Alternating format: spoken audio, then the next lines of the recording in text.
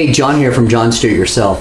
I often get a lot of emails asking me what I would recommend to protect your bench top, such as your drill press or your bandsaw. And so I thought I would let you know real quick what I use. I use a product called T9. It was created by Boeing.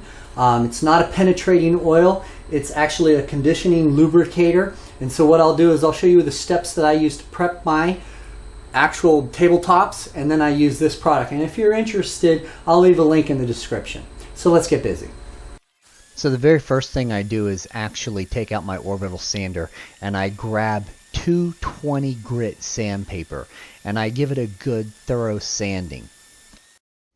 Once that is done, I pull out some fine grit sandpaper. Anything from 500 to 800 will do here. This is actually 800, and I just give it a simple once over. Then I spray on a coat and let it sit. The drill press really does not need that much. Just make sure you have it totally coated before you walk away from it. As you can see, my 10-inch bandsaw is going to need a little more work.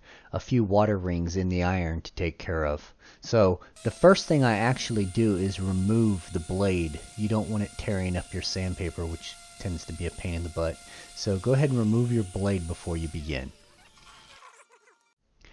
This time I actually changed it up and I used 120 to get the rings off. I had to work a little bit harder for those. Then I switched back to 220 for the rest of the top. Just like before, I took the 800 and by hand I made sure I removed all the small circles that can be caused by using an orbital sander.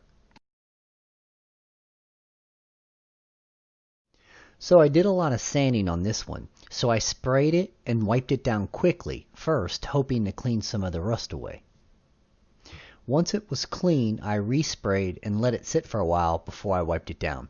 And if you just saw what I saw, it looks like I will be eating Chick-fil-A for lunch. So this will have plenty of time to sit in. The last step is to wipe away the excess and apply more if needed.